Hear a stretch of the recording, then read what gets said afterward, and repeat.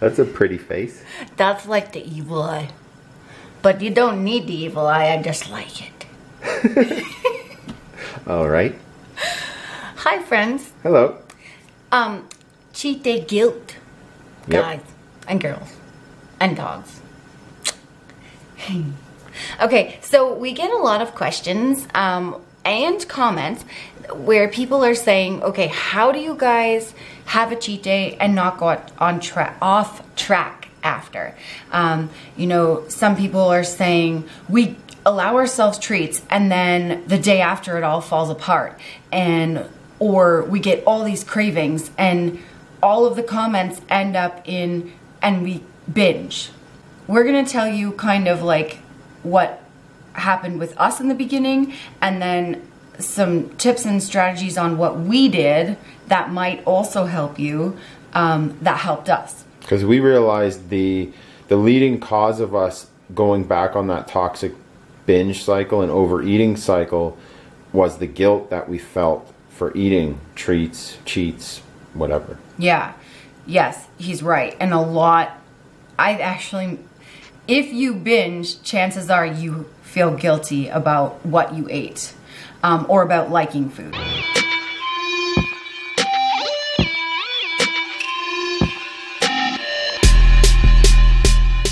So in the beginning, when we started our weight loss journey, and before, when we were yo-yo dieting, we always wanted to start out perfect. When we started this cycle, but when we started our weight loss journey this time, like over 5 years ago, we started allowing ourselves treats, but they were all measured and they were diet treats, meaning like lower fat, low sugar, never full fat ice cream. It was always like reduced fat chips or reduced fat French fries, Happy Meals. Everything was portioned. And at first it went okay, but at the back of our heads, it was always like, oh my God, we're never gonna eat real McDonald's again. We're never gonna eat full fat ice cream again. And then eventually, after our first large amount of weight, we then said, okay, no treats. We wanna lose weight faster. We've done so well, let's cut everything out.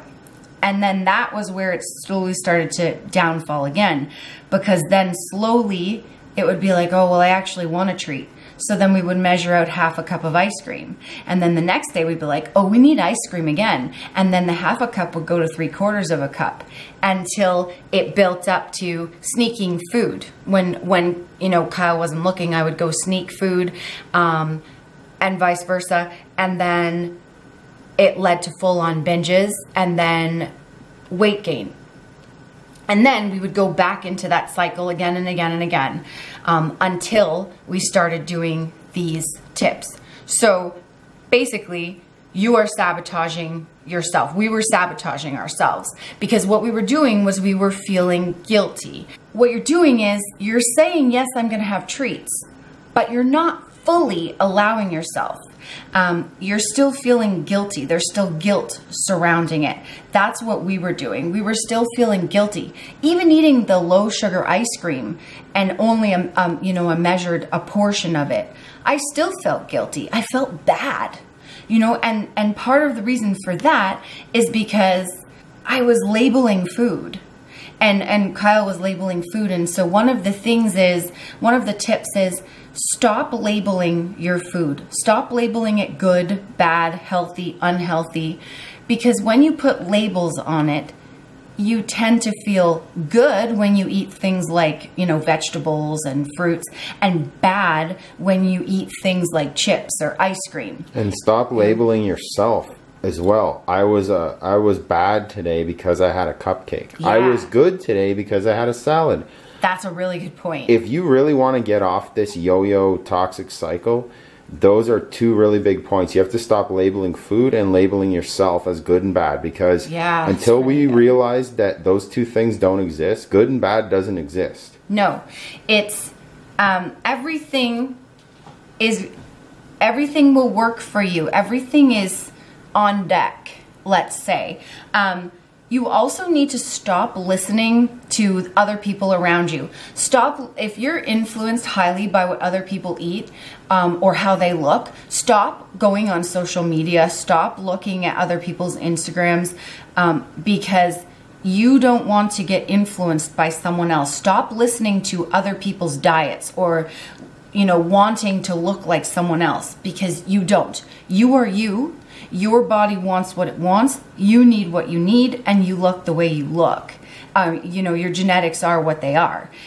You can work with them, but you can't fight them. So start listening to yourself and your body. What are your goals? How do you want to look? You know, what do you like to eat? How would you like to eat?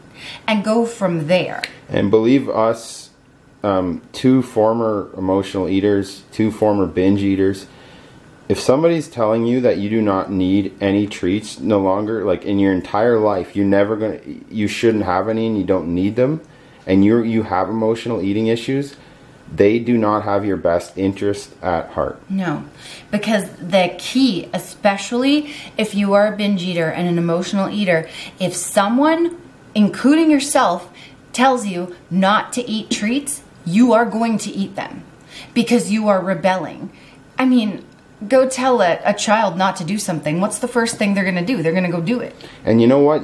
We lasted a full year. Yeah, we did. Without touching a treat item. Yeah, and then it was a major backfire. Yeah. When it all ended, it just, like I said, we started to gain weight again, and then we had to go, oh my goodness, we really messed up here. We really put our bodies through the ringer again, and our minds, and then we started, you know, dealing with that stuff. The other thing is you need to do something called legalize your food. And that's by what I meant by saying earlier, it's all on deck.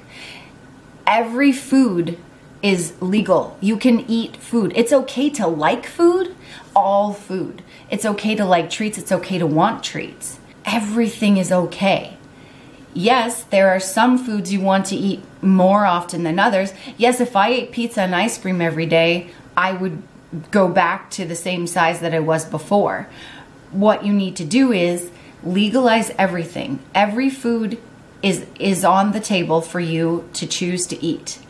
Nothing is bad or good or healthy or unhealthy. Nothing is taboo or off limits. No, there is a moment and a time for all food. What you need to do with that is once you legalize the food, you then choose what works for your body. And again, this is where you look at, what are your goals? Do you want to be muscular like Kyle and I, or do you just want to be small? Do you just want to be slim and thin? And then you go from there. How do you want to eat? Some people like eating a treat every day. Kyle and I prefer to do 6 days where we eat very regimented, and then 1 day where we don't measure and where we eat whatever we want, however much we want, and then the next day we get right back on track.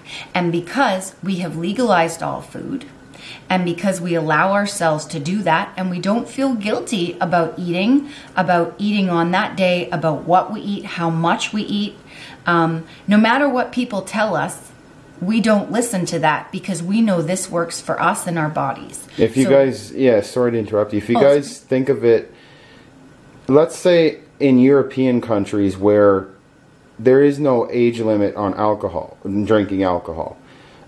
You're a kid and you grow up with it, and you're allowed to have wine at the dinner table. Mm-hmm. Their rates of alcohol abuse are much, much lower than they are for us here in Canada and the United States. Our alcohol abuse rates are much higher than most European countries where alcohol is not taboo. So here, a lot of children are raised. And the same relates to food, where you don't go in the treat cupboard, you don't touch that alcohol cupboard, you don't. And what happens is, as soon as the parents are gone, soon as they're alone, they abuse it. And you know, that's a really good point. And I, the other day, somebody said to me, when they were little, they remember their parents saying, "You can't have the treats," and they hid them in the house. And this person said as soon as the parents were not around, they would go looking for the treats. And that brought me back to my childhood where my mom always hid my treats. And I would, as soon as she left, I would go looking for them. When you create that negativity around food and you make yourself feel like bad and like dirty, yes, that is going to cause the sabotage, the backlash, the binging. When you say, I like food and that's okay, and I'm going to let myself eat this much of this on this day, when it is planned, you are in control. And it goes to the other end as well. If you praise yourself for being an angel when you eat greens, that's not very healthy for an emotional eater to start doing. Just the same as if you call yourself a bad person if you eat, a piece of chocolate. Yeah, you know what? That's a really good point too. He's right. If you go either way with it, if you, I know also other people, I've heard people do this too. I exercised today, I ate salad for lunch, so I'm eating this brownie. Anything like that where you're rewarding yourself for either eating good or punishing yourself for being bad or rewarding yourself with a treat because you ate good, that's all negative because around it is guilt. You are allowing yourself a treat only because you ate well or only because you exercised. And you really There's still guilt there. You're allowed to have the brownie without working for it. If Yes. you just want the brownie, you should be able to just have the cookie, the brownie, right? You don't need to work for it. No. You don't need to prove something to someone else. There are a time and a place where if you want a cookie, you have the cookie. And like when we were younger, even though like our parents Kyle's and I's had a negative light around food, our generation that we grew up in was a little more relaxed. Everyone ate white bread and, chips and baked goods with white flour, and there wasn't really gluten-free or anything like that. And the portions were a heck of a lot smaller. Yes, the portions were smaller, and there were less obese people and less, I think, less emotional eating because it was not as taboo. And then now everything is, gluten-free and whole grain. And if you don't eat that, or if you don't eat kale chips and you want real chips, it's bad and it's not good for you. And that creates all this negative connotations on food. And then you feel guilty and you binge. So it's almost become a social norm to apologize. If you're in a group of people whether it's a work setting or a family party, it's kind of like funny that it's become normal for a lot of people to apologize if they're eating. Yeah, why are you like apologizing for, you're a grown up and you're putting food in your own mouth? Yeah, I hear that all the time. Like people at functions, like people will go to the chips and go, "Oh, I probably shouldn't eat these chips, but I'm eating them anyway today." Or, "Oh, it's okay. I'm eating these chips today. This is the one day I'm going to eat them, and then I'm done with chips forever." Yeah. And it's like always, yes, you're right, always apologizing or excusing. Or justifying why they're eating something. Yeah, I go to the chip bowl and I'm like, it's my cheat day. I'm eating the whole bowl if I want. I want these chips. Yeah, you won't hear us apologizing for eating things. No, not anymore. Not anymore. We used to. And that's the difference, friends, is that when we were apologizing for food and feeling guilty, we were sabotaging ourselves and binging and, kind of like, I guess, falling off track. And we were way off track when we were making proclamations that we were never going to touch street food Yes, again. when we were doing like what we call the Monday morning diet, where we say, we're going on this diet, we're not touching treats anymore, we always fell off the wagon, because saying you're not going to do something, that's setting such high standards for yourself. And Kyle always says this thing like, if you set such high standards, where are you going to go? You don't leave yourself any room. You have to be perfect, or else you're going to be miserable, and that's not a good place to be. And you know what? If you do binge and you fall off track, you just have to forgive yourself. And that's hard to do, but eventually when you legalize all food, it's going to be a lot easier. And then eventually you'll just be on a life track, which is what Kyle and I are on now. You know, we can leave food in the house and eat it only on one day, on the Saturday, because we don't feel guilty at all. We love food, we admit it, we show you guys what we eat, and we're proud of how far we've come. So, you know, we're living proof that you guys can do it. You can get there. Just, you know, try some of these tips out, and hopefully, you know, they'll work for you guys. And thank you so much for watching. We hope that you enjoyed it, that you learned some tips from it. And yeah, if you have any questions or comments, just leave them down below, and we'll do our best to answer them. And this is the part, you know it. Don't you ever forget it. You remember that evil eye at the beginning? Yeah, we do. Because if you don't like and subscribe, you're getting it. Bye, guys. Bye.